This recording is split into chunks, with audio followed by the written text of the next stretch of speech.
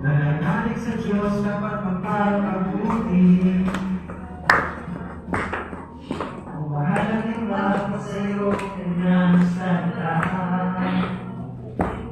Kahit ano pa man sa salita na iwagpapaligo, makilala at mahalod ng Diyos sa kanyang salita. Mga denominasyon, sektor at bansa, sa ikakatuligin sa salita. Sa tao ang Diyos ay manunusama, ang paghahawakan nila ang kanyang salita. Dito tayo magpipili talaga sa kanang Diyos. Ako'y sinasabi ang salita.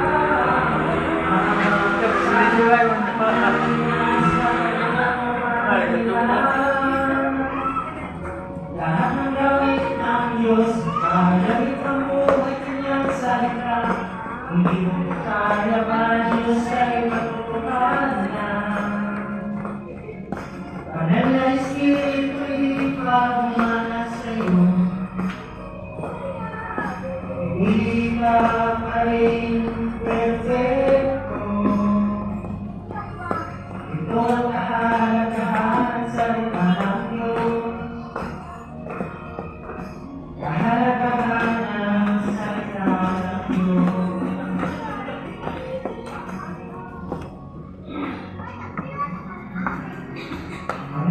Maglaban sa salita niya, sa loob at sa labas ay napipirko. Di ako nagpapatulang umupan sa kalooban niya. Nagaling niya sa salita bilang realidad. Pagpasok sa panahon ng salita,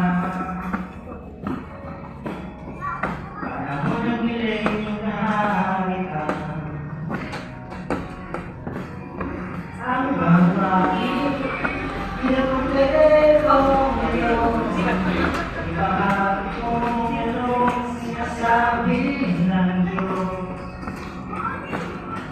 sa pagkain at danas ng pinagsalita. Sa buhay mo ito, kung anong praktikal nakaranasan, isa buhay kahit ang salita na wala ako kumbinsin. Lahat ng gamit ng Diyos, kaya ipamuhay niya salita. Hindi mo ito kaya para Diyos ay matutuhanan. Banal na Espiritu, hindi pa bumana sa'yo. Hindi ka pa rin perfecto.